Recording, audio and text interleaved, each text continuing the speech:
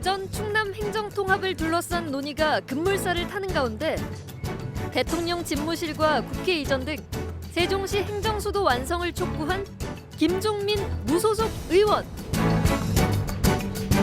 삼선 국회의원, 노무현 정부 청와대 대변인, 충청남도 정무부지사, 국회 디지털경제 3.0 포럼 대표의원, 국민미래개헌 자문위원회 위원으로 활약. 이재명 정부의 5극 3특 국가균형발전 전략에 발맞추어 행정수도의 조기 완성을 주장하며 개헌에도 힘을 싣고 있는데 이 대의명분을 붙들고 가야 합니다.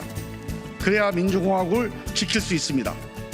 이 위에 서 있어야 개헌도 국민통합도 7공화국도 가능합니다. 김종민 의원이 본 국가균형발전 전략 집중 분석합니다. 통일교 특검과 12.3 비상계엄 관련 2차 종합특검을 둘러싼 여야의 대치가 연말까지 이어지고 있습니다. 김종민 의원과 정치 현안 짚어봅니다. 김 의원님 안녕하십니까? 예, 안녕하세요. 오랜만이십니다. 네. 내란 특검팀이 체포 방해 등 윤석열 전 대통령의 추가 기소 사건 재판에서 징역 10년을 구형했습니다. 12.3 비상계엄 관련 재판 중에 첫 구형인데요. 어떻게 보셨습니까? 뭐 실제 구형과 뭐 선거 결과에 대해서는 뭐 우리가 정치적으로 해석하는 거는 별로 바람직하지는 않고요. 네. 이제 단지 이제 이 문제에서는 내란 사건이 이게 본류잖아요. 이 재판의 본류가 아직 남아 있는 상태라서 네. 지금 그 관련 사건이긴 하지만 이번 그 구형이 그렇게 뭐 결정적인 의미를 가지고 있다고 보기는 어려울 것 같고요. 국민들의 관심사는 내란 사건에서 어떤 선고가 내려지느냐 이게 중요한 관심사일 것 같고 네. 이걸 계기로 해서 대한민국이 내란 이게 사실은 우리 정치용어로 하면 친위 구테타거든요. 네. 이런 친위 구테타가 다시는 대한민국에서 발붙이지 못하도록 하는 그런 계기가 이번 재판 과정을 통해서 마련되느냐 이게 이제 국민들의 가장 큰 관심사라고 보겠습니다. 내란 전담 재판부 설치법 또 정보통신망법 개정안이 국회 본회의를 통과했습니다. 수정에 수정을 거듭하기도 했는데요. 이에 대해서는 어떤 견해신가요? 일단 내란 재판부라고 하는 게 약간 특별한 입법이죠. 네. 특별한 입법이어서 논란이 많았는데 이렇게 논란에 이르게 된 배경은 근본적으로는 사법부의 책임이 있다고 봅니다. 사법부가 이 내란과 그 내란 이후에 이런 혼란 상황에서 과연 국민들의 뜻에 맞는 민주공화국의 최후의 보루로서 그런 공정하고 그런 민주적인 그 사법 집행을 했느냐. 네. 이 점에서 국민들이 의구심을 가지고 있고 문제 제기를 하고 있고 그 연장선상에서 내란 재판부라는 쟁점이 나왔어요. 근데 이제 이게 위헌 논란이 있었지 않습니까? 네. 저도 이제 마지막까지 그 이 표결 과정에서 상당히 예의주시를 했는데 다행히 위헌 논란이 제기된 여러 가지 요소들, 네. 즉 핵심은 사법부 재판부를 특정한 의도에 의해서 구성할 수 있게 하는 건 위헌이다. 네. 이 점은 일리가 있는 얘기예요. 그럼 뭐 어느 정권이 들어서든 간에 해서는 안 될 건데 이 점에 대해서 여러 가지 위험 논란, 질의 뇌관을 좀 제거한 그런 입법이어서 결과적으로는 저는 뭐 그런 논란이나 토론 과정에 상당히 생산적이고 의미가 있었다 그렇게 평가를 합니다. 네. 신설될 내란 전담 재판부가 맡게 될 1호 재판은 윤석열 전 대통령 공수처 체포방해 항소심이 될 것이라는 전망입니다. 네. 근데 윤 전 대통령 측은 여전히 지금 위헌 공세를 펴고 있습니다. 네. 위헌 법률 심판 제청을 신청할 경우에 이게 재판이 지연되는 거 아니냐 이런 우려가 나오는데 그 점은 어떻게 보세요? 일단 재판부가 이걸 위헌 인정을 할 것인지 위헌 소지가 있다고 인정할 것인지 네. 이것도 이제 약간 문제가 되고요. 근데 만약에 이제 이게 그 2심 재판부가 구성이 돼서 이게 특별 재판부가 그 내란 재판부가 구성이 돼서 이 재판을 맡게 되잖아요. 네. 그러면 자기들 재판부가 위헌 소지가 있는 재판부다 이렇게 인정할 수 있을까 모르겠어요. 네. 약간은 좀 그 모순이 되잖아요. 그래서 네. 저는 쉽지는 않을 것 같은데 아마 신청을 하겠죠. 네. 그러면은 재판은 중지가 안 되고 위헌 심리가 이루어지는 이런 상황이 가정할 수 있겠습니다. 네. 그렇게 될 경우에 이제 헌법재판소가 어떤 판결을 내릴지 그거 지켜봐야 될 텐데요. 저는 뭐 지금 아까 말씀드린 대로 이 재판부 구성에 있어서의 임의성 네. 또는 어떤 특정한 세력의 의도성 이런 것들을 어느 정도 봉쇄한 그런 법안이기 때문에 아마 헌법재판소에서도 합리적인 판단이 나올 거라고 봅니다. 더불어민주당과 국민의힘이 통일교 특검법을 발의했습니다. 특검 추천권과 이 수사 범위를 놓고서 줄다리기가 여전한데요. 이 문제는 어떤 방식으로 풀어야 한다고 보십니까? 이것도 이제 간단치가 않은 문제죠. 네. 특검이라고 하는 거는 기존에 있는 검찰이나 수사 체계가 공정성에 문제가 있을 것으로 예상이 돼서 하는 거잖아요. 네. 그러면 공정한 이제 그 검사를 임명을 해야 되는데 지금은 이제 뭐 그 대한변협이라든가 아니면 법원 그 법학 이 학자 회의라든가 이런 데서 네. 법학대학 협의회 이런 데서 전문가들이 추천을 하는 걸로 얘기를 하고 있고 또 이제 저쪽 당은 뭐 그 개혁당이나 아니면 조국당이나 이런 소수당이 추천하는 걸로 돼 있는데 네. 저는 궁극적으로 이 문제에서 결국 정치적인 외풍, 네. 정치적인 입김 이걸 없애자는 게 핵심 아닙니까? 네. 그래서 어떻게 하면 정치로부터 독립돼 있는 공정한 그런 검사를 임명할 수 있느냐?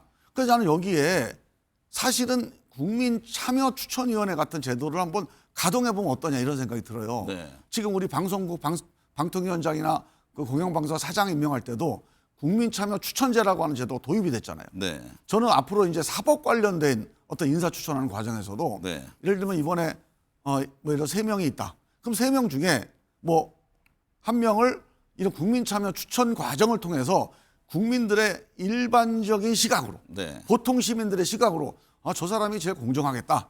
이렇게 판단하는 그러면 저는 이 논란들이 다 없어지지 않을까. 네. 저는 그래서 그런 검토를 한번 해봤으면 하는 그런 의견입니다. 6.3 지방선거를 앞두고 충남 대전 통합 논의가 급물살을 타고 있습니다. 네. 의원님 세종시 갑 지역구시잖아요. 대전 충남 통합 찬성하시죠? 예, 제가 네. 2010년에 충남 부지사를 했는데 네. 그때부터 저는 대전 충남만이 아니고 충북까지 네. 충청권 대통합을 하자. 네. 충청 특별자치도를 만들자. 네. 그런 주장을 한 10여 년 이상 계속 해왔습니다. 지금도 그러면 충북까지 아우르는 그 같은 충청권 전체의 통합이 필요하다 이렇게 보시나요? 그리고 이제 충청권 메가시티를 추진해 왔죠. 지금까지 네. 해왔는데 충북과 대전 충남 간에 약간의 생각의 차이가 좀 있어요. 네. 이게 좁혀지지 않으면서 일단 그러면 대전 충남이라도 우선 먼저 통합하자. 네. 이렇게 해서 대전 충남 논의가 이제 급물살을 탄 거거든요. 통합이 이루어지면 무엇이 달라지고 어떤 기대 효과가 있을까요? 제일 핵심은 네. 중앙정부의 권한을 지방정부가 갖고 온다는 게 핵심입니다. 네. 중앙정부의 대표적인 권한이 뭡니까? 예산권이죠. 예산, 네. 예산 재정권이에요. 지금도 서울이나 경기도처럼 자기들 돈이 많은 데들, 부자 자치단체 빼고는 나머지는 중앙정부에서 예산을 얼마나 타느냐가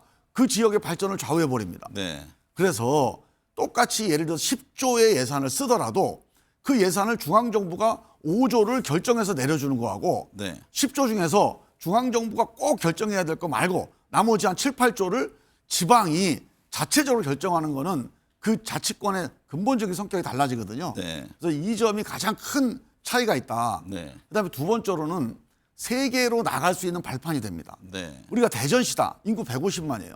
충남이다. 200만입니다. 네. 충북 150만. 자, 150만의 자치단체에서 우리가 파리로 가고 뉴욕으로 가고 뭐 동남아로 가서 명함 내밀고 하기가 어려워요. 네. 적어도 우리가 충청자치도 그러면 550만, 600만 가까이 돼요. 만약에 대전 충남이다 그러면 한 350만에서 400만 가까이 되는데 네. 적어도 한 500만 이상 되면 이른바 유럽의 강소국 규모가 됩니다. 네. 핀란드가 500만이고 스웨덴이 700만이에요. 네. 우리가 한 600만 정도의 충청자치도 내지는 부울경 메가시티를 구성하잖아요.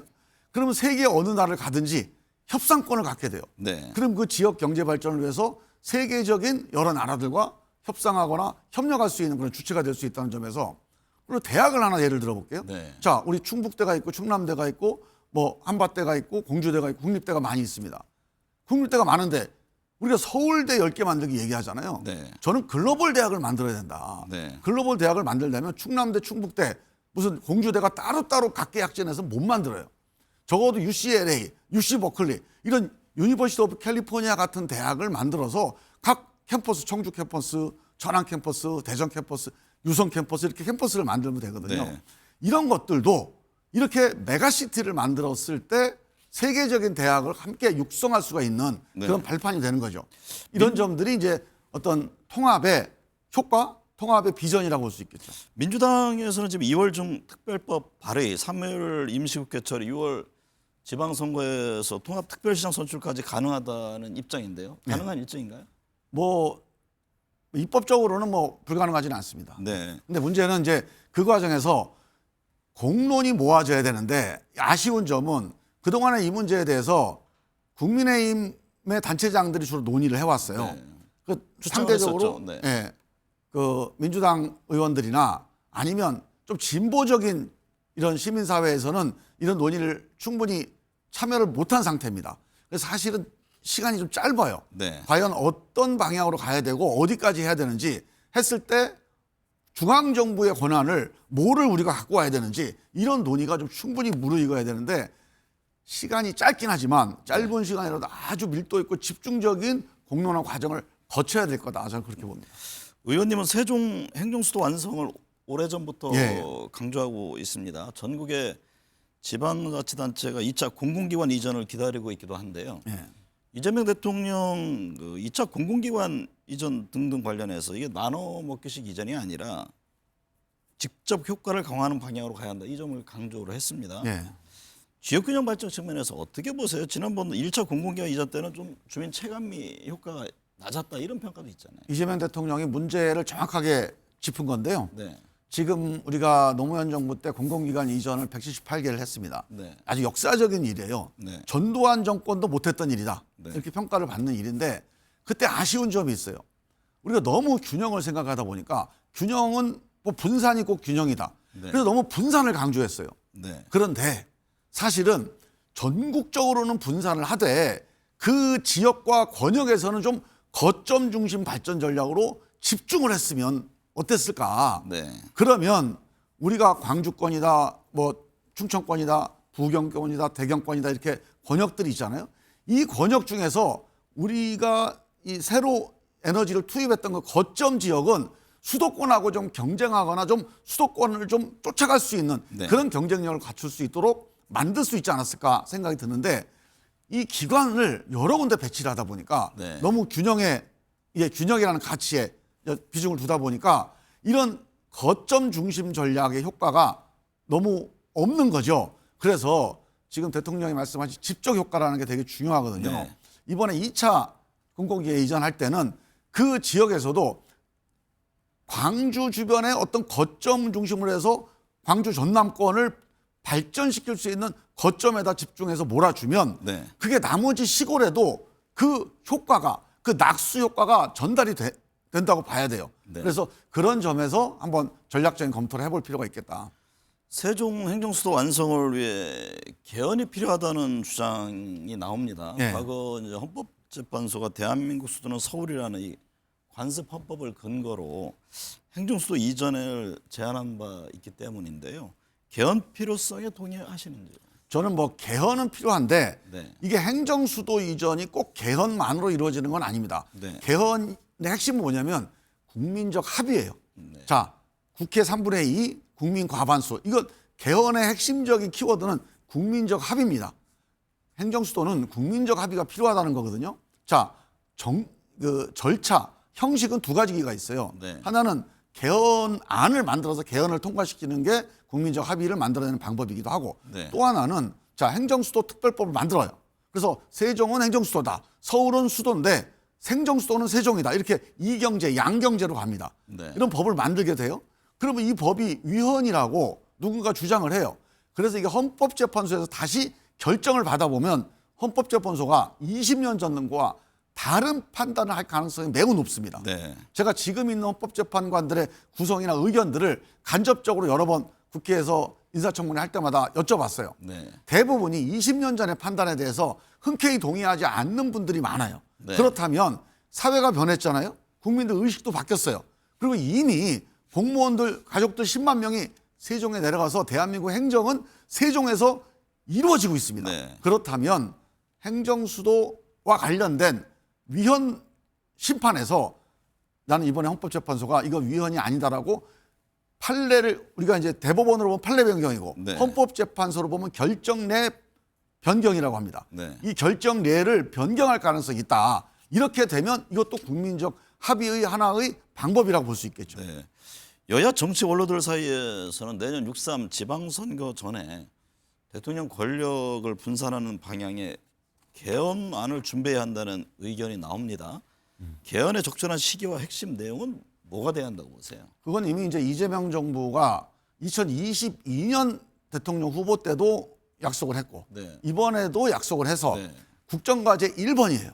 그런데 문제는 이 국정과제는 미래를 향해서 나아가는 거잖아요. 네. 미래를 향해서 우리가 제7공화국을 만들자.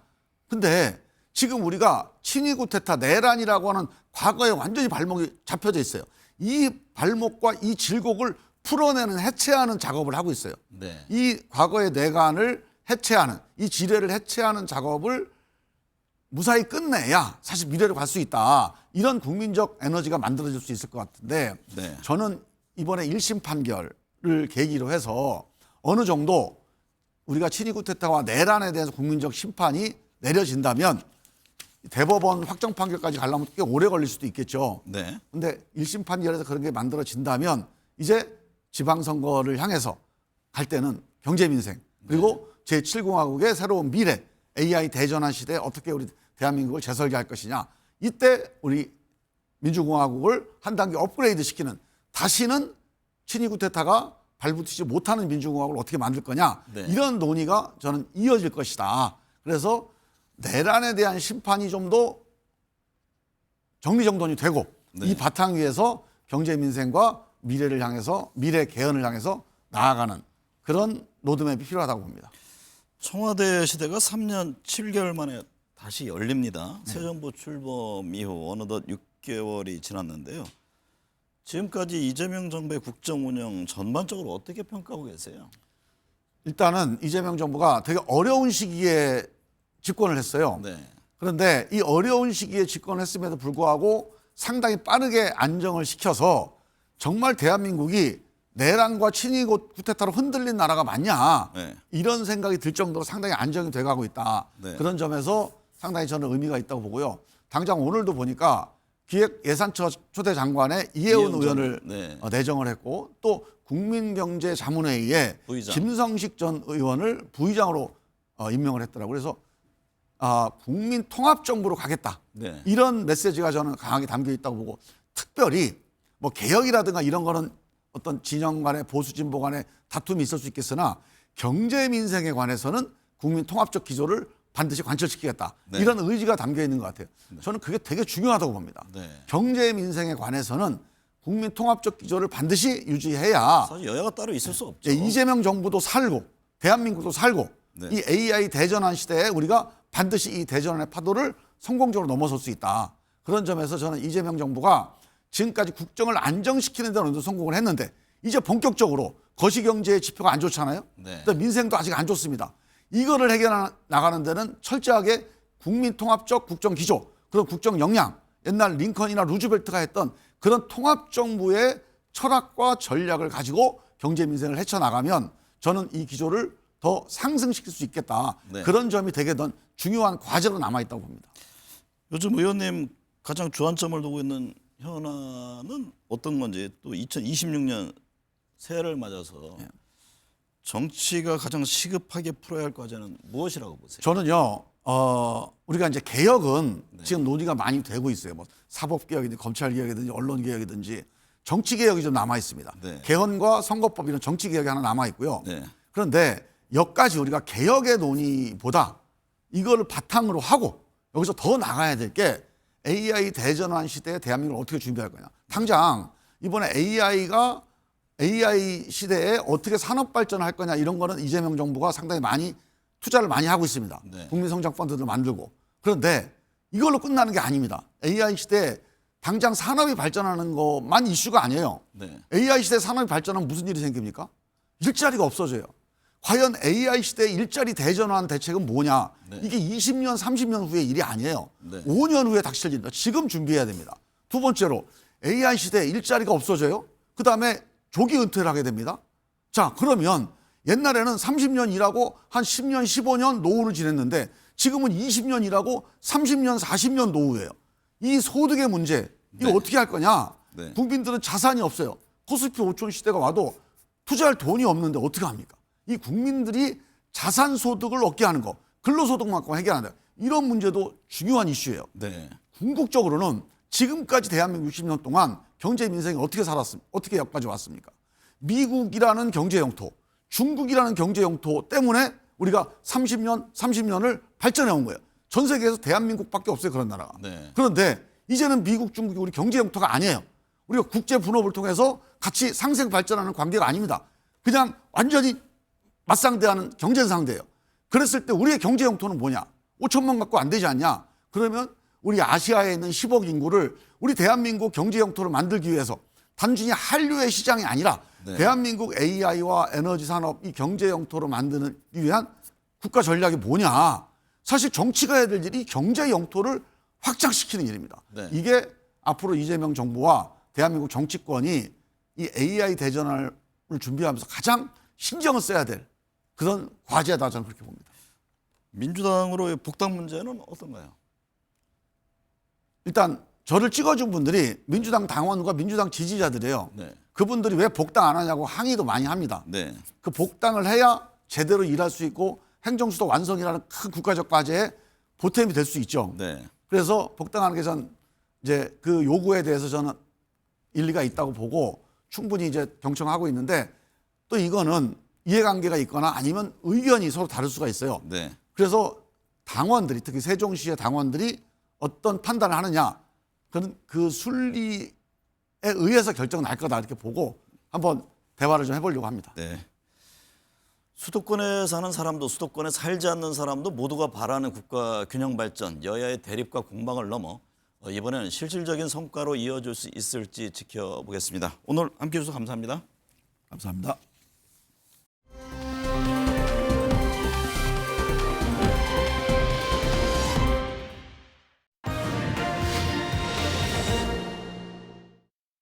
네, 정치권 현안 짚어봅니다. 김현정 더불어민주당 의원, 김성태 전 국민의힘 원내대표 나오셨습니다. 두 분 어서 오십시오. 예, 안녕하세요. 우선 인사부터 좀 짚어보겠습니다. 김현정 의원님, 오늘 이재명 대통령이 기획여선처 장관 후보자의 보수 정당에서 3선 의원을 한 이해운 전 의원을 지명했습니다. 또 장관급인 국민경제자문위원회 부의장에 한나라당과 국민의당에서 재선을 지낸 김성식 전 의원을 또 임명했고요. 어떻게 보셨어요?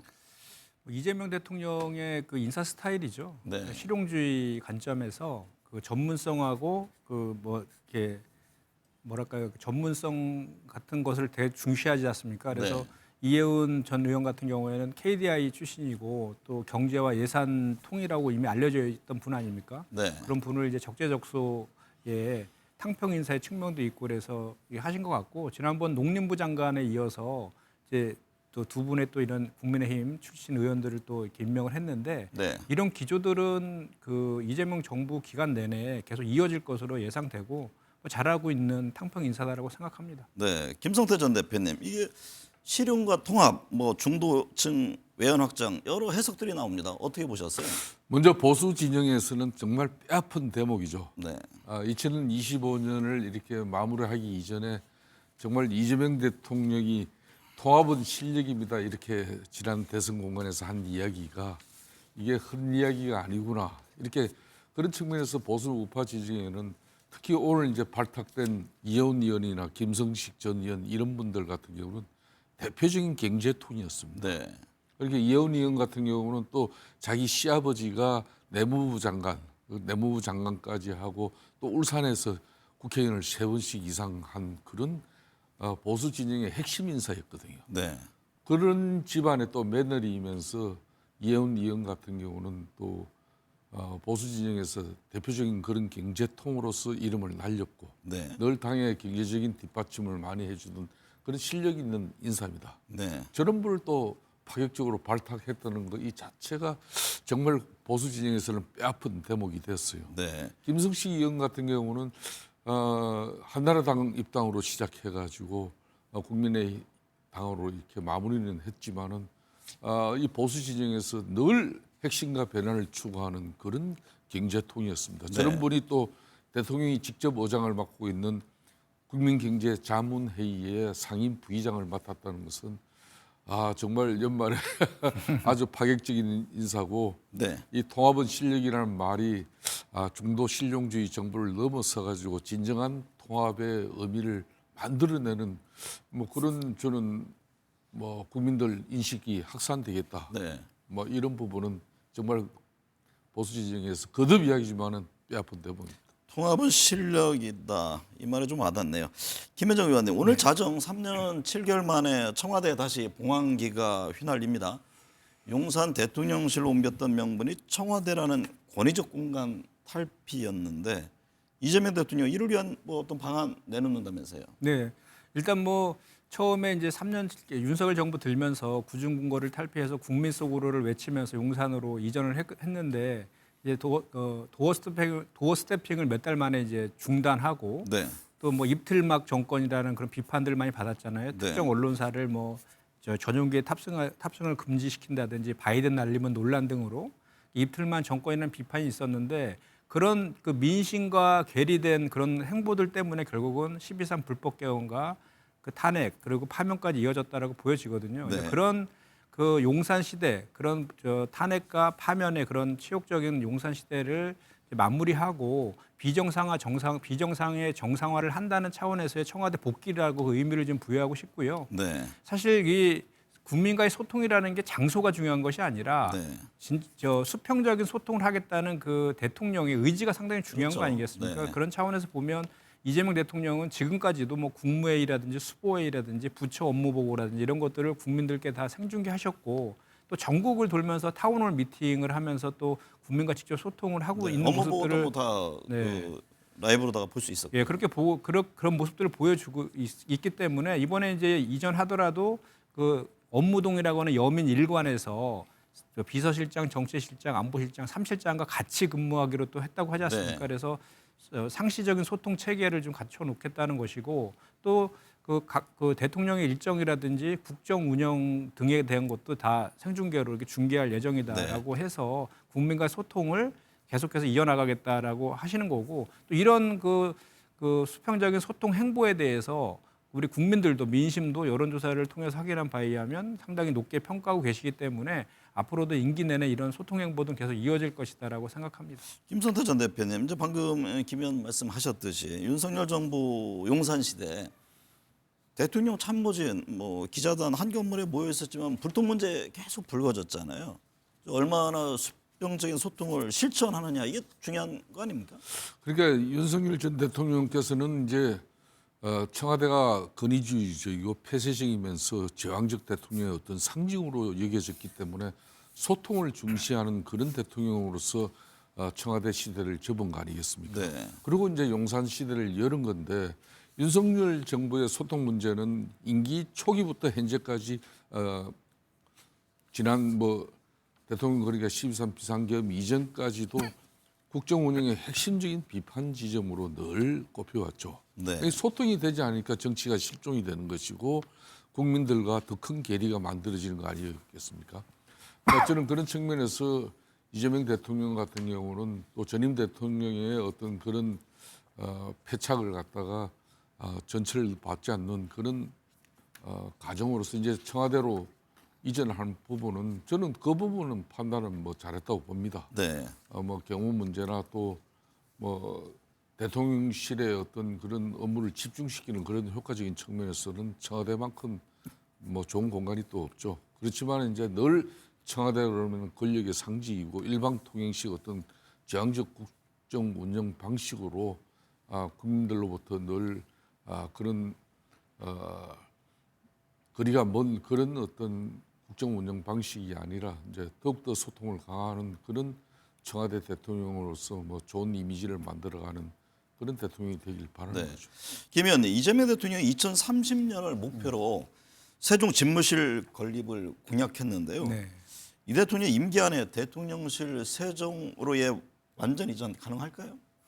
저는 일단은 이게 이재명 대통령이 대선 공약이기도 했었고요. 또 국가 균형 발전 측면에서도 대단히 중요하지 않습니까? 그래서 네. 저는 반드시 실천할 것이라고 생각을 좀 합니다. 그리고 이재명 대통령께서 얼마 전에도 2030년 이전을 공약했지만 그 이전에라도 이전될 수 있도록 최대한 속도를 내달라라고까지도 말씀을 좀 하셨잖아요. 네. 그래서 또 정부에서는 최근에 이제 5국 3특 체계를 추진하고 있지 않습니까? 그리고 또 그 대전 충남 통합도 지금 결정을 해서 지금 추진 중에 있고 그래서 그 세종시로의 행정수도 이전은 이런 5국 3특 체계를 완성하는 거의 핵심이다라고 생각을 합니다. 네. 다만 이제 과거에 그 세종시로의 수도 이전 문제가 2004년도에 수도 이전 특별법이 이혼 판결을 받은 바가 있어요. 그래서 수도 이전 방식이 아니라 행정수도 특별법을 통한 이전의 방식이 돼야 될 텐데 이와 관련해서는 그냥 그 세종에다가 집무실과 관저, 국회 등을 옮기는 그 건물을 짓는 것이 중요한 거 아니라 실질적으로 기능할 수 있도록 법과 제도적인 뒷받침이 따라야 되는 거거든요. 그리고 또 그 과정 속에서 정치적인 그리고 사회적인 공론화 과정들도 대단히 필요한 것이고요. 네. 그렇기 때문에 이제 이런 과정 속에서 정말 국가의 미래라든지 지방 균형 발전의 차원에서 그 야당에서도 이것을 가지고 정쟁할 것이 아니라 좀 이런 그 대국적인 차원에서 논의의 틀 안에 들어가서 같이 논의해서 실제로 행정수도 이전이 완성될 수 있도록 같이 좀 머리를 맞대는 그런 지혜가 필요할 때가 아닌가를 생각합니다. 김성태 전 대표님, 이재명 대통령이 연초부터 중국, 일본과 잇따라 정상회담을 추진하고 있습니다. 조만간 발표될 것으로 보이는데 취임 이후 반년간 대한민국 외교 정상화 행보에 나섰다면 새해는 뭔가 실질적인 국익으로 이어지는 외교 성과에 집중할 텐데요. 실용외교 이막 어떻게 예상하십니까? 그러니까 이제 2025년 같은 경우는 6월 3일 조기 대선을 통해서 대통령이 되고 난 뒤에 그래도 이재명 대통령이 지금까지 그 6개월 지나면서 가장 국민들로부터 좋은 평가를 받고 있는 부분이 애교 아니겠습니까? 네. 애교 활동이 이제 그래도 상당히 선방을 하고 있다 이런 평가인데 저는 그런 측면에서 작년에 이제 APEC 그러니까 경주에서 있었던 APEC을 성공적으로 치렀고 거기서 한미 정상회담을 통해서 또 핵 추진 잠수함을 또 대한민국이 이제 가질 수 있는 그런 뭐 역량도 또 가졌고 네. 또 G20 그런 다자 무대를 통해서 애교 정상화 노력을 통한 그런 이제 대한민국이 아주 정상적인 국가로 이렇게 이제 상당히 행운아주 네. APEC과 G20을 갖다가 6개월 만에 다 참석함으로써 그냥 대한민국 대통령의 위상을 가졌으니까요. 네. 그런 측면에서 이제 올해는 실용적으로 지금 이제 한미 정상회담을 통해서 공고한 한미 동맹의 기반과 협력 그리고 이제 한미 간세 협상까지 잘 마무리 지었기 때문에 여기서 소원해질 수 있는 중국과의 관계를 갖다 또 각별히 챙기는 문제. 네. 지금 서해 구조물 설치 문제라든지 경제 안보 협력 그리고 이제 한류 제한 조치 뭐 이런 걸 실질적으로 해제시키는 그런 문제가 남아 있지 않습니까? 네. 이런 걸 이제 실용적으로 풀어내겠다는 그런 의지가 있는 것이고 또 한편으로는 지난번 이제 경주 APEC에서도 다카이치 일본 그 총리하고 그러니까 1월 중순에 다카이치 총리 그 고향에서 한번 자기가 일본 방문하면은 거기서 한번 회담을 하자.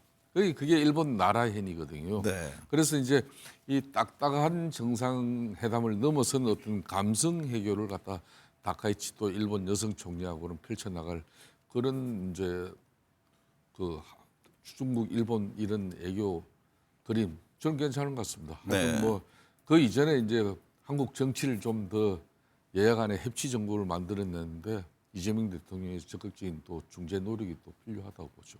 김현정 의원님, 이재명 대통령의 2025년을 되짚어보면 민생의 현장에 예고 없이 찾는 장면들이 떠오릅니다. 특히 전통시장은 취임 이후 6개월 동안 무려 8차례나 방문했는데요. 이 대통령의 그 숨진 여동생 또 그리고 어머니가 일했던 곳이라 더 애틋할 것 같아요. 네, 그렇습니다. 전통시장은 이재명 대통령은 아주 그 뭐랄까요 서민의 고단함 그리고 또 가족사가 좀 특이하잖아요. 네. 여동생 같은 경우는 야쿠르트 장사하다가 화장실 청소부로 일하다가 이제 과로로 화장실에서 쓰러져서 죽기도 해서 그 애틋함이 계속 가지고 있고 어머님과 뭐 부모 아버님 같은 경우도 그런 육체 노동을 하셨던 노동자들이고 그 기반이 전통 시장이었기 때문에 전통 시장을 이제 바라보는 이재명 대통령의 마음은 아마도 좀 남다를 것이다라는 생각이 들고 그런 네. 가족의 경제적 배경 등의 영향도 있겠지만 또 실제로 이재명 대통령도 소년 노동자로의 삶을 시작했던 분 아닙니까? 그렇기 때문에 서민들이 애틋한 그런 애안이 담긴 전통시장에 대해서 많이 애정을 주시는 것 같아요. 그래서 네. 이 전통시장을 찾는 것은 단지 현장 방문을 하는 그 이상의 의미가 대통령께는 있는 것 아닌가라는 생각이 들고 실제로 또 거창한 의전보다는 아주 최소한의 경호 인력만을 대동한 채 불쑥 이렇게 가시잖아요. 네. 가시는 것도 그냥 가서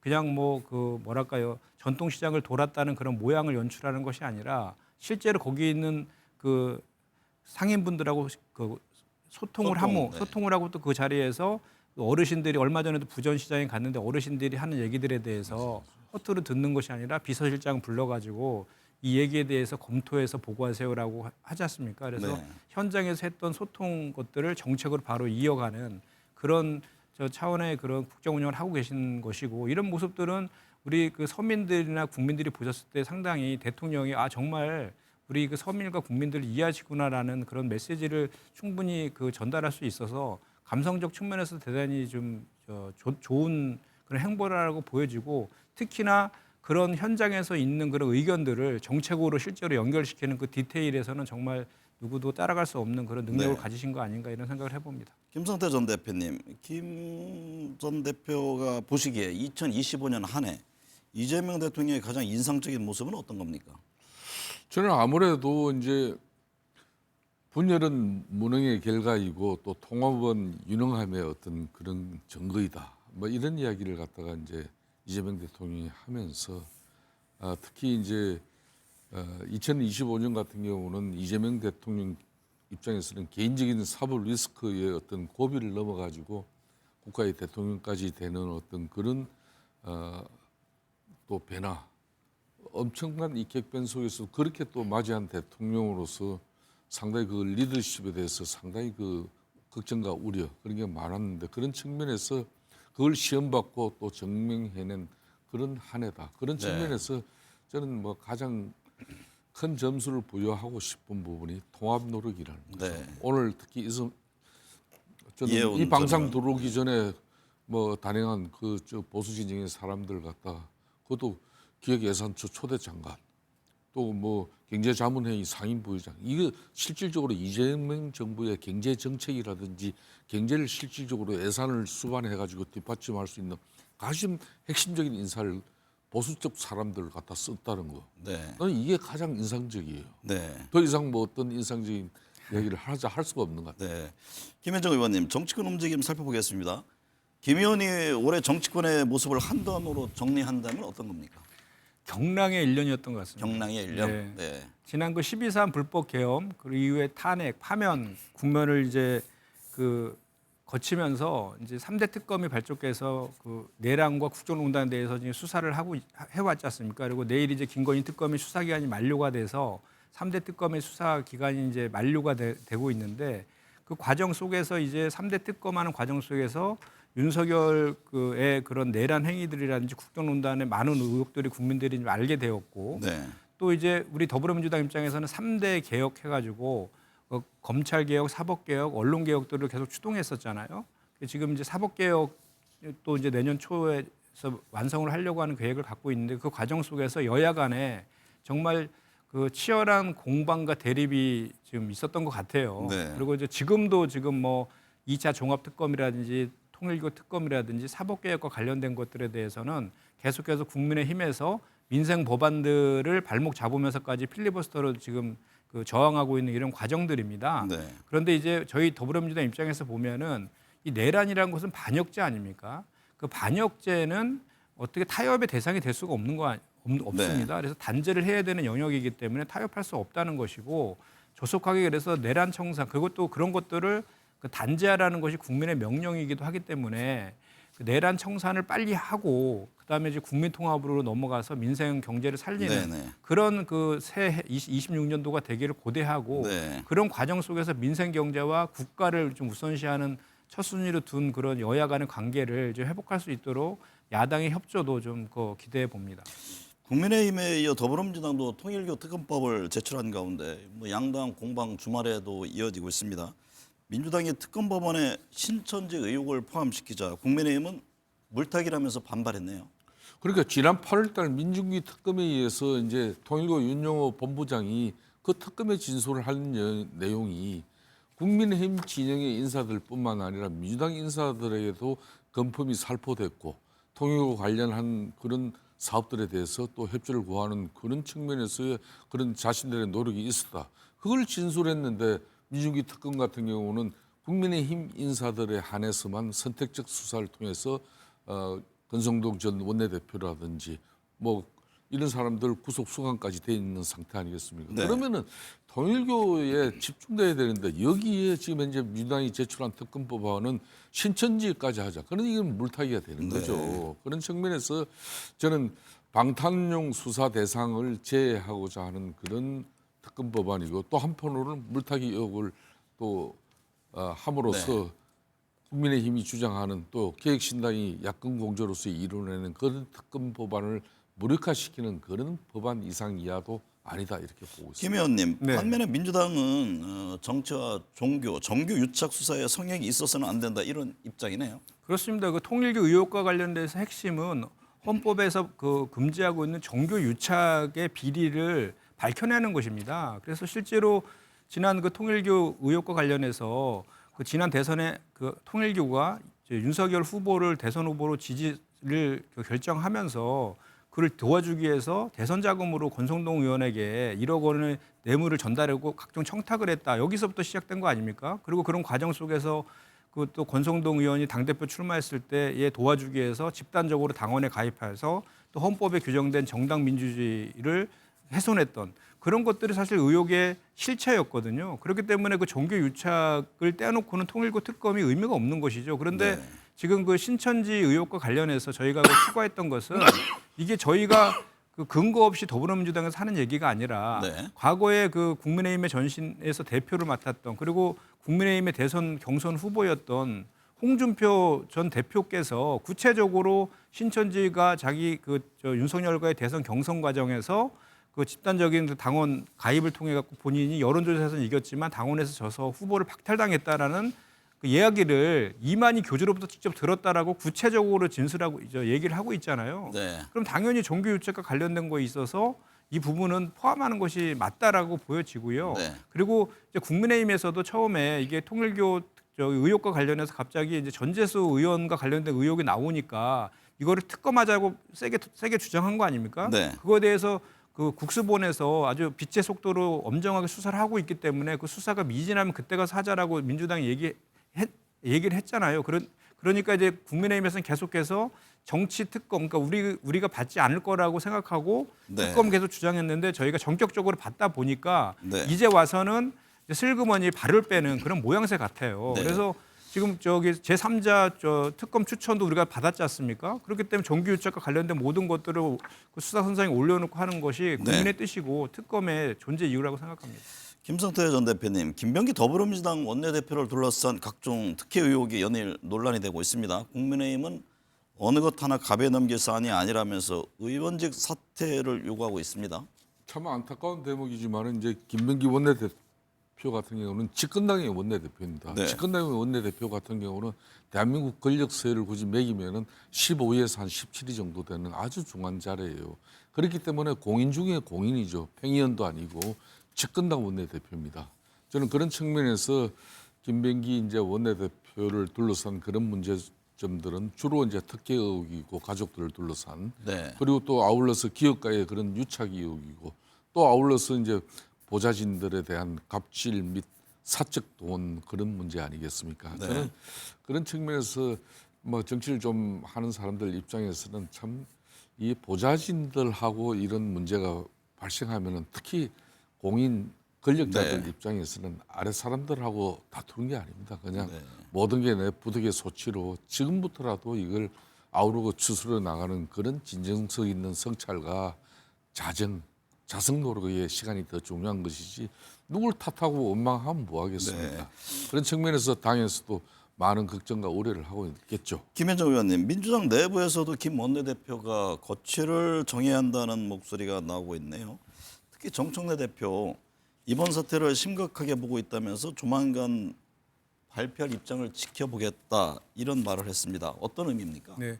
일단 30일 날 원내대표께서 직접 입장 표명을 하시기로 지금 되어 있고요. 네. 당대표께서는 당연히 원칙적인 원론적인 그 말씀을 하신 것 같아요. 그래서 이것이 진위 여부를 떠나서 이런 일이 발생한 것 자체로도 국민들에게 그 죄송하고 이제 사과해야 될 문제인 건 분명한 사실인 것 같습니다. 네. 그래서 원내대표께서 지금 또 여당의 첫 원내대표이기도 하고 여야 간의 문제뿐만 아니라 대통령실이나 정부와의 가교 역할도 좀 하고 있고 또 원내대표 선출을 할 때에는 국회의원뿐만 아니라 당원들까지 20%가 포함해서 이제 선출을 하는 그런 분이십니다. 그래서 그런 네. 막중한 역할들을 지금 하고 있는 것 그리고 또 지금 제기되고 있는 각종 의혹들이라든지 또는 민심들 이런 것들을 종합적으로 판단해서 30일 날 입장 표명을 하지 않을까 이렇게 생각합니다. 네. 오늘 두 말씀 감사합니다.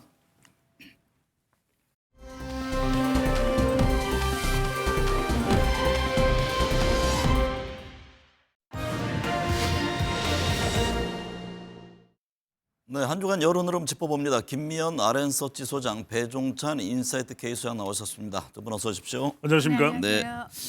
배 소장님, 이재명 대통령 지지율이 NBS에서는 59%, 리얼미터에서는 53.4%를 기록했습니다. 지난 한 주 지지율 흐름 어떻게 보셨는지요? 네, 직전 조사보다는 이제 소폭 하락했는데 대통령의 국정 수행에 영향을 주는 중요한 변수는 ESC, 경제 그리고 외교안보 소통이 될 텐데요. 외교안보 쪽 요인보다는 대체로 대통령 지지율이 소폭 하락하는 데에는 뭐 정치적 이슈인 통일교 관련된 여파도 있을 수 있습니다. 하지만 그보다도 경제 관련된 이슈, 고환율 관련돼서 고물가 그리고 이제 부동산 가격 상승, 수도권 중심으로 해서 그리고 2030 대졸자들의 취업이 잘 안 된다고 하는 일자리 문제, 취업 등의 경제 요인이 대체적으로 대통령의 지지율에 부분적 영향을 준 것으로 분석됩니다.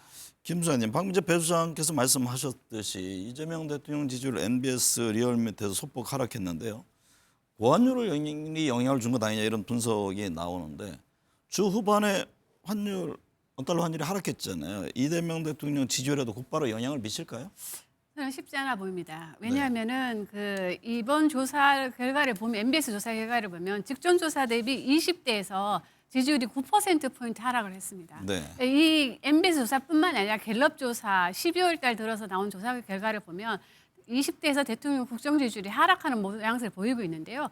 저는 그 근본적인 원인에는 이 한은 총재의 발언이 더 가성이 됐다고 봅니다. 왜냐하면 네. 한은 총재가 이 환율 급동의 원인으로 서학개미 탓이라고 얘기를 했거든요. 네. 근데 아시다시피 지금 그 미국 주식에 지금 투자하고 있는 금액이 상상 초월입니다. 지금 뭐 200조가 넘는다 그러거든요. 네. 미국 주식에 투자한 사람들이. 근데 대부분이 2030, 30대, 20대와 30대의 젊은 분들인데요. 이분들한테 환율 급등의 원인이 이 미국 주식 때문이라고 얘기를 했을 때 이분들이 받아들일 때는 한은 총재부터 시작해서 이분들은 내로남불이라 생각하는 거예요. 왜냐하면 한은 총재도 미국 주식에 투자하고 있는 걸로 알려져 있고 그리고 미국 자녀 유학비로 엄청난 금액을 썼다는 거는 다 알려진 사실인데 그런 걸 감안해 봤을 때 서학개미들 입장에서는 왜 우리 때문에 이 환율 급등하는 거냐. 이거는 정책이 잘못된 거 아니냐는 꼭 생각할 수 있잖아요. 네. 이런 모든 것이 20대로 하여금 이 반발 심리를 불려왔다. 그것이 결과적으로는 대통령 국정 지지율을 끌어내는데 한몫을 했다고 보여지고요. 그래서 네. 이 고환율이 일시적으로 하락했다고 해서 이들이 다시 뭐 대통령에게 다시 지지를 보낼 것이냐, 그거는 지금 의문입니다. 배 소장님, 이재명 정부 첫해 지지율이 50%대, 60%대를 기록했습니다. 네. 취임 7개월간 지지율을 살펴보면 한미 관세 협상 타결 등이 정상 외교 때 상승을 했잖아요. 취임 한 6개월, 7개월 지지율 추이를 어떻게 보셨나요? 뭐 역대 대통령과 비교하더라도 높은 지지율입니다. 대체로 이제 대통령의 지지율을 분석할 때 앞서 말씀드렸던 대로 ESC 경제, 외교, 안보, S, security 그리고 이제 소통, 커뮤니케이션입니다. 대체로 대통령의 지지율을 견인한 것은 외교로 평가가 됩니다. 네. 성과가 있었고 그러면 긍정적인 평가가 나온 성적표로 평가를 받은 것인데요. 경제는 뭐 체감 경기는 썩 좋지 않았다 이렇게도 분석이 됩니다. 그럼에도 불구하고 주가 지수가 상승하면서 상당히 대통령의 경제 관련된 부분도 연령대별로는 40대, 50대를 중심으로 해서 또 긍정적 평가가 나왔던 것이고 소통은 적극적으로 타운홀 미팅 그리고 기자회견 또 네. 생중계, 부처 업무 보고 등이 긍정적인 평가를 받았는데 무엇보다도 2026년 내년도에는 특히 이제 경제 쪽에 많이 집중이 될 것으로 보입니다. 네. 김명수님, 새해 초 한중 한일 정상회담이 예정돼 있는데요. 이 대통령 지지율 상승이 어떤 새로운 동력이 될까요? 뭐 한중 정상회담 같은 경우라든가 이런 것이 저는 뭐 상당히 영향을 줄 수 있다고 보여집니다. 왜냐하면은 이 중국은 우리한테 매우 중요한 나라이기도 하지만 저는 대통령이 이게 가장 중요시하는 것이 바로 우리나라의 국격 상승이라고 항상 이야기를 하고 있는데 네. 대통령의 일련의 행보들을 보면요. 상당히 이 한국 국민들을 좀 우습게 보는 나라에게는 강력한 제재가 따르다는 것을 항상 지금 이야기하고 있고 또 행동을 보이고 있지 않습니까? 그런 관점에서 봤을 때 한중 정상회담에서도 한미 정상회담에서 우리가 핵잠을 이야기했듯이 한중 정상회담에서도 대통령이 이 불법 어선 행위 이런 거에 대해서 대통령이 어떻게 하느냐에 따라서 네. 다시 지지율이 저는 좀 새로운 동력이 되지 않을까 싶습니다. MBS 조사 결과 정부 신뢰도가 54%로 작년보다 23%포인트 상승했습니다. 이 점은 어떻게 해석해야 합니까? 저는 이건 매우 좋은 시그널로 보여집니다. 왜냐하면 대통령에 대해서 이 정부에 대한 신뢰도가 가만히 넘는다고 하는 거는 그만큼 국정 운영을 하는데 상당히 이제 국민들이 신뢰하고 있다는 거잖아요. 다른 어떤 기관보다도 저는 이 대통령에 대해서 정부 신뢰도가 가만히 넘는 그 이유로는 대통령이 보여줬다는 것이 한몫을 했다고 보여집니다. 네. 예를 들어서 해양수산부 이전을 하겠다고 이야기는 했지만 정말 할까 말까 했는데 6개월 안에 이걸 해냈잖아요. 네. 그러니까 이런 거에 대해서 이재명 대통령은 말을 하면 지킨다. 이것이 있기 때문에 국민들이 이 대통령에 대한 신뢰도가 이렇게 높아졌다고 하는 것은 향후 국정 운영에 상당한 도움이 될 것으로 보여집니다. 배 주장님, 정당 네. 지지율을 보면 MBS에서 민주당이 41%, 국민의힘은 20%, 리얼미터에서는 민주당 44.1%, 국민의힘은 37.2%를 기록했습니다. 정당 지지율 추이는 어떻게 보셨나요? 국민의힘 쪽에 좀 집중을 해야 될 것 같습니다. 네. 이 두 조사를 비교를 해보면 화면에서 보실 텐데 MBS 조사는 전화 면접원에 의한 조사인 것이고 또 리얼미터 조사는 자동응답 조사, ARS 조사입니다. 그런데 민주당은 거의 큰 차이가 없습니다. 네. 41%, 44.1이니까 큰 차이가 없는데 국민의힘은 전화 면접 조사는 20%, 자동응답 조사는 37.2%로 무려 17.2%포인트로 차이 납니다. 네. 그 이유가 뭘까? 바로 샤이 보수가 존재하고 있다. 그것은 탄핵 기저현상.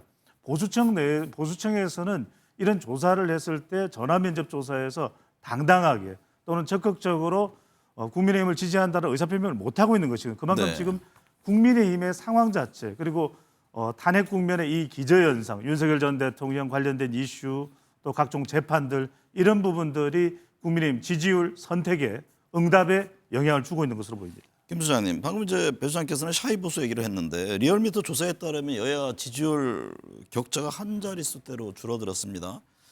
통일교, 금품수수 의혹 이런 등등이 영향을 준 건가요? 네, 지금 저는 뭐 배 소장님 말씀에 동의를 하면서도 그냥 이번 리얼미터 조사는 조사 기간을 좀 볼 필요가 있습니다. 네. 조사 기간이 18일과 19일에 이루어졌거든요. 그 기간에는 통일교 특검을 하냐 마냐 하는 것이 큰 이슈였거든요. 그것이 영향을 줬다고 보여지고요.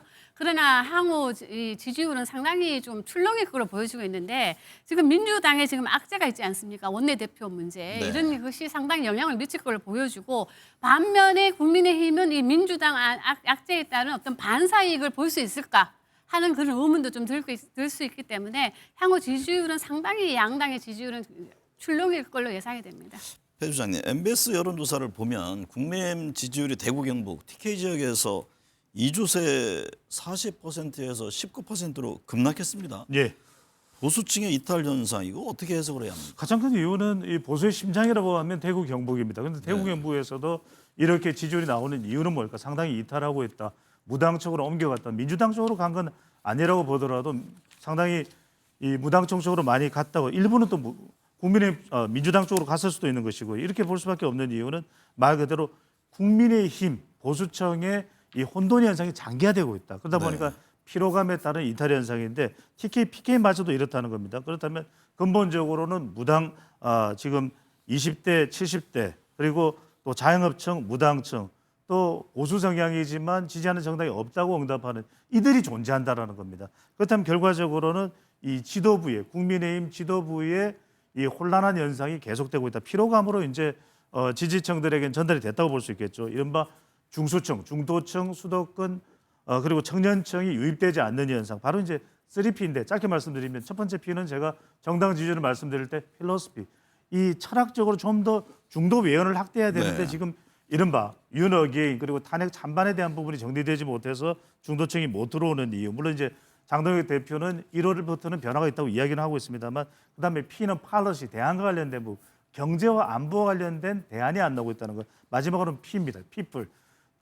당 내부의 이 장동혁 대표 그리고 한동훈 전 대표 사이에 이런 갈등 문제가 해소되지 않는 부분이 가장 큰 원인으로 볼 수 있겠습니다. 김 수장님, 장동혁 국민의힘 대표 우클릭 행보의 지지율까지 회복하지 못하면서 위기론이 제기됐었잖아요. 그런데 24시간 필리버스터 이후 당내에서 새로운 평가를 받고 있다고 하는데 향후 국민의힘 지지율 추이에도 영향을 줄까요? 저는 준다고 보여집니다. 왜냐하면은 그 야당이라고 하는 것은 그 야성이 있어야 되는데 어쨌든 간에 그 장동혁 국민의힘 대표가 뭐 24시간 필리버스터 하면서 상당히 강인함을 보여줬기 때문에 저는 그런 것이 샤이 보수에게 어느 정도 일정 부분 영향을 줄 수 있다 보여집니다. 네. 배 주장님, 김병기 민주당 원내대표가 각종 비비 의혹에 휩싸이면서 논란이 이어지고 있는데요. 김 원내대표 사퇴 가능성 일단 지금 뭐 선을 긋고 있지만 분위기는 심상치 않게 돌아갑니다. 비의혹에 대한 여론은 어떻게 나타나고 있습니까? 그렇습니다. 이 지금 점점 더 확대되면서 악화될 가능성이 열려 있는 것으로 보입니다. 관련된 여론조사 결과는 없습니다. 그렇지만 그럼에도 불구하고 빅데이터 등 각종 나타나는 것을 간접적으로 점검을 해보면 결과적으로는 이 정당에 있어서 제일 중요한 것은 이 정당의 철학입니다. 그것을 통해서 지금 민주당 지지층들이 결집하고 있는데 가장 중요한 공정 부분, 그리고 투명한 부분, 그리고 정의롭다는 부분, 이런 부분들의 타격을 받을 수밖에 없거든요. 실제 그런 내용들이 빅데이터 분석을 통해서 나오고 있고요. 그렇게 되면은 이른바 내년 선거를 앞두고 중도층, 수도권, 또 청년층 투표율에는 상당히 또 영향을 줄 수밖에 없습니다. 그런 만큼 당 내에서도 신중한 의견이 나오고 있지만 그럼에도 불구하고 원내대표직 사퇴 등 30일 기자회견을 앞두고 있으니까 상당히 중대 결정이 내려질 가능성이 열려 있는 것으로 보입니다. 김민우 수장님, 최근 여론조사를 보면 무당층과 유보층이 다시 늘어난 모습인데요. 이 부분은 어떻게 바라봐야 합니까? 저는 그만큼 이게 정치에 대해서 무관심이 늘어나고 있다는 거는 그만큼 효능감이 떨어진다는 거거든요. 그러니까 정치를 바라볼 때 상당히 이제 국민들 중에 일정 부분은 이 여야의 지금 행태에 대해서 상당히 이제 냉소적인 반응을 보이고 있다. 그런 관점에서 본다면 이 여야 할 거 없이 좀 더 분발해야 되지 않을까 싶습니다. 배 수장님, 여론조사 꽃조사를 보면 내년 지방선거 지지도에서 여당이 57.7%, 야당이 35%를 기록했습니다. 지방선거가 지금 6개월도 채 남지 않았는데 지금 지지율 추이에서도 민주당이 크게 앞서고요. 이 같은 흐름이 쭉 이어질 것으로 보세요? 그렇습니다. 이게 이제 계속해서 이 영향을 탄력을 받을 수밖에 없을 텐데 그만큼 비상이 걸려 있는 것은 국민의힘일 겁니다. 이걸 비교를 해보면 지금 여론조사 꽃조사하고 또 리얼미터 조사하고 비교를 해보면 민주당에서 더 높게 나타납니다. 이 더불어민주당의 이 정당 지지율이 여론조사 꽃에는 더 높게 나타나는데 그 이유는 더 적극적인 중도층이 흡수되고 있다는 변화를 또 분석을 해볼 수가 있는 것이거든요. 그렇다면 결과적으로 중도층이 선거에서 투표를 할 때 어느 쪽에 더 비중을 무게를 둘 수가 있냐는 것. 이런 걸 본다면 적극 응답층, 적극적인 투표 의향이 있는 투표자들에게는 영향을 줄 수 있다. 그렇다면 중요한 것은 장동혁 대표의 지지율을 더 끌어올리기 위한 중도층에 호소하기 위한 이 변화라는 것이 더 과감해야 되고 더 신속해야 될 것으로 보입니다. 김 수장님, 여론조사 공정조사에 따르면 차기 서울시장 여론조사에서 오세훈 서울시장이 29.4%, 정원호 성동구청장이 25.8%를 기록했습니다. 지지율 격차가 좁혀지는 모습인데 어떻게 해석을 해야 할까요? 일단은 지방선거 관련해서 지금 판이 좀 흔들리고 있는 것 같습니다. 서울시장 선거 같은 경우에는 이제 오세훈 이제 현 시장이 여러 가지 지금 논란이 있지 않습니까? 뭐 한강 버스 등 여러 가지 논란이 있는데 이제 그거를 제대로 지금 거기에서 지금 헤어나지 못하고 있기 때문에 그것이 이런 지지율에 영향을 준 것 같고요. 네. 전 구청장 같은 경우는 뭐 이재명 대통령의 후광 효과죠. 이재명 대통령의 트위터로 상당히 지지율이 올라갔습니다. 그럼에도 불구하고 이 지지율 격차는 상당히 앞으로 시간 6개월 동안 상당히 흔들릴 개연성이 매우 큽니다. 왜냐하면 이 현직 대통령과 그리고 정당 지지율이 항상 이 선거에 영향을 미쳐 왔거든요. 네. 그러니까 아직 남아 있는 기간 동안 대통령과 정당 지지율이 어떻게 움직이냐에 따라서 이 서울시장 선거에도 영향을 줄 것으로 보여집니다. 배 주장님, 차기 부산시장 여론조사를 보면 통일교 금품수수 의혹을 받고 있는 전재수 전 장관과 박형준 현 부산시장 지지율이 지금 접점을 보이고 있습니다. 민주당 부산시장 후보 향후 어떻게 전개될까요? 이 부산시장 선거도 상당히 요동치고 있습니다. 그런 네. 이유는 이 통일교 논란이 있기 전만 하더라도 전재수 전 해양수산부 장관이 상당히 급부상하던 시점이었거든요. 그럼에도 불구하고 부산은 지형적으로는 보수 성향이 강합니다. 그리고 박형준 시장은 또 현직 프리미엄 효과도 있습니다. 중요한 건 이 조사를 한번 보여주실 수 있으면 한 번 더 보여주시면 좋을 것 같은데 대체로 지금까지 역대 부산시장 선거를 보면 당선권은 한 50%대가 돼야 됩니다. 그러면 이 여론조사는 여전히 무응답이 많다. 이 무응답은 대체로 이 지역의 특성상 보수층이 많을 가능성이 높습니다. 그렇다면 전재수 의원이 통일교 혐의를 털고 당선이 되려면 부산시장에 출마해서 상당히 지지율상의 파괴력이 나와야 되거든요. 근데 이 부분이 과연 나올 수 있을까? 이 부분이 이제 꼬리표가 달릴 수밖에 없는데 그렇다고 해서 마땅히 지금 전재수 의원을 대체할 대안이 있느냐? 이것이 없다는 것도 민주당의 고민입니다. 김 수장님, 대통령실 핵심 참모진들의 출마설이 잇따라 나오고 있는데요. 강훈식 비서실장은 대전 충남의 초대 통합단체장 후보, 김용범 정책실장은 전남지사 후보로 거론되고 있는데 대통령실 참모진들의 출마 문제 어떻게 보세요? 저는 이제 강훈식 비서실장 같은 경우는 지난번에는 출마 가능성이 전혀 없다고 예상을 했는데 변수가 생겼죠. 대전 네. 충남이 초대 통합 단체장 후보로 나갈 수 있다는 지금 이야기도 지금 나오고 있는데 뭐 강훈식 비서실장 입장에서는 뭐 나갈 수 있을지도 모르겠지만 저는 개인적으로는 이 두 분이 나가는 거에 대해서는 상당히 부정적입니다. 왜냐하면 이 김용범 정책실장 같은 경우는 지금 한미 간세 협상 그 후속을 지금 정리해야 되는 분인데 이분이 지금 전남지사로 나간다는 거는 저는 매우 부적절하다 보여지고요. 강훈식 비서실장 같은 경우는 또 본인의 큰 꿈을 위해서 나갈 수도 있을지도 모르지만 저는 강훈식 비서실장은 만일에 차차기를 노린다면은 그냥 여기서 좀 더 경험을 하는 것이 더 낫지 않을까 싶습니다.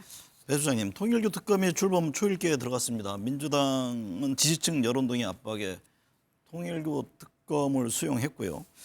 통일교 특검이 향후 민주당과 국민의힘 지지율에는 어떤 영향을 줄까요? 기본적으로는 양쪽에 다 영향을 줄 수밖에 없습니다. 왜냐하면 그렇기 때문에 민주당도 여론을 파악해서 또 민주당 지지층들이 대체적으로 추세를 말씀드리는 겁니다. 그렇게 또 특검을 받아야 된다라는 여론이 형성되는 것은 국민의힘을 또 향해서 통일교 특검이 밝혀야 될 내용도 많다고 이제 판단될 것이기 때문인데 그러면 양쪽 정당에 다 영향을 줬습니다. 그런데 타격감을 본다면은 국민의힘에 이 받을 수 있는 타격감보다는 그래도 민주당이 좀 더 부담될 수는 있습니다. 왜냐하면 또 집권 여당이고 그만큼 또 지지율도 국민의힘보다는 대체로 꾸준히 더 높은 그런 또 국면이기 때문에. 근데 중요한 것은 이 부분일 겁니다. 과연 내년 지방선거를 앞두고 실제로 3, 4월까지 많은 것이 밝혀져서 지방선거의 결정적인 변수가 될 거냐. 네. 그러기에는 이 통일교 특검이 밝혀야 되는 그 과정의 시간은 훨씬 더 걸릴 것으로 보입니다. 김 수장님, 여론조사 꽃조사를 보면 응답자 60.4%가 내란 전담재판부 설치법에 찬성했습니다. 민주당 주도로 내란 전담재판부 설치법이 국회 본회의를 통과했는데요. 찬성 여론이 과반을 넘긴 부분 어떤 의미로 봐야 합니까? 뭐 이거는 예상된 수치라고 보여지는데요. 네. 왜냐하면 이번에 발표된 MBS 조사 결과를 보면 7개 주요 기관 중 법원이 5등입니다. 5등이고 1년 전 조사보다는 8%포인트 하락한 신뢰도가 40%로 나타났거든요. 근데 중요한 거는 신뢰하지 않는다는 응답이 55%로 과반이 넘었습니다. 그러다 네. 보니까 이 법원이 뭐 자초한 면도 있습니다만 이 법원에 대한 정부 국민들의 불신이 높기 때문에 당연히 내란 전담 재판부 찬성에 대해서 과반 이상이 찬성하는 걸로 보여집니다. 배 주장님, 여론조사 꽃조사에서 2차 종합특검 필요성이 70.5%를 기록했습니다. 여야가 2차 특검을 두고 정명은 충돌할 것으로 보이는데 2차 특검 찬성 여론이 향후 정당 지지율에는 어떤 영향을 줄까요? 2차 종합특검이 진행된다면 국민의힘에 부담되는 거죠. 이게 그래서 국민의힘도 계속해서 정치적으로 공세하면서 받아칠 수밖에 없는 것이 지방선거에 영향 주려고 하는 거 아니냐라는 것인데 그만큼 70.5%는 압도적이거든요. 그만큼 중도층 내에서는 밝혀내야 될 것이 더 많다 이렇게 판단하는 것인데 또 한편으로는 피로감도 있습니다. 2차 종합특검이 그만큼 이 정당의 지지율에 또 향후 지방선거에 영향을 많이 주는 기준점은 그 부분입니다. 얼마나 빨리 또 얼마나 구체적인 성과를 2차 종합특검에서 내느냐가 상당히 중요할 것으로 보입니다. 김 소장님, 한기부 리서치에 따르면 2025년 대한민국에 대한 국민 평가 점수가 10점 만점에 5.1점을 기록했습니다. 한 해를 돌아봤을 때 국민 평가 점수에 가장 큰 영향을 준 요인은 뭐라고 보세요? 아마도 이제 12.3 내란 극복을 이제 한 거에 대해서 아주 가장 큰 점수를 준 것 같고요. 네. 그것 때문에 이제 이재명 대통령이 이제 또 당선되고 뭐 여러 가지로 이제 국가가 정상화되는 것 때문에 이렇게 큰 만족도가 높은 게 아닌가 싶습니다. 배 수장님, MBS 조사에서 2025년은 좋지 않았다는 평가가 과반을 기록했습니다. 하지만 내년에는 나아질 것이라는 기대가 더 높은 것으로 나타났는데요.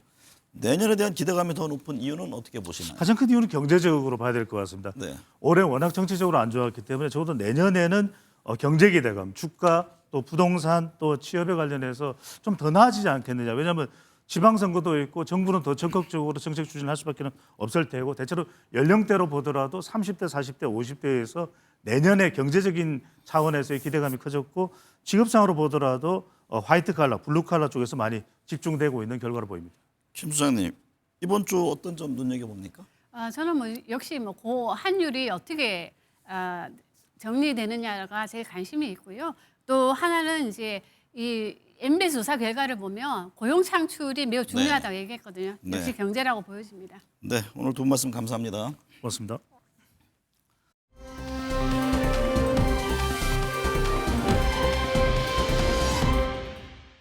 한 해가 저물어 갑니다. 정치의 지각 변동이 어느 해보다 컸던 2025년입니다. 비상계엄이란 혼돈의 소용돌이가 정상화된 것이 무엇보다 다행한 일입니다. 정치적 불확실성이 해소됐지만 경기 회복 속도는 더딥니다. 종합주가지수 4,000포인트 달성이라는 성과에도 불구하고 서민들이 느끼는 체감 경기는 여전히 어렵습니다. 중소기업 중앙회가 소상공인 800개사를 대상으로 실시한 조사에서 2026년 경영 환경이 올해와 비슷하거나 악화될 것이라고 전망했습니다. 긍정적인 전망은 고작 10.8%였습니다. 고물가, 고환율, 내수 부진 여파를 상징적으로 보여줍니다. 내년 6월 지방선거를 앞두고 정치권의 갈등은 더욱 증폭될 것으로 보입니다. 외교 안보 분야도 만만치 않습니다. 정치적 리더십과 국민들의 결집된 힘으로 도약하는 그 결과 우리들의 소소한 일상에 변화를 주는 2026년 병원년을 기대해 봅니다.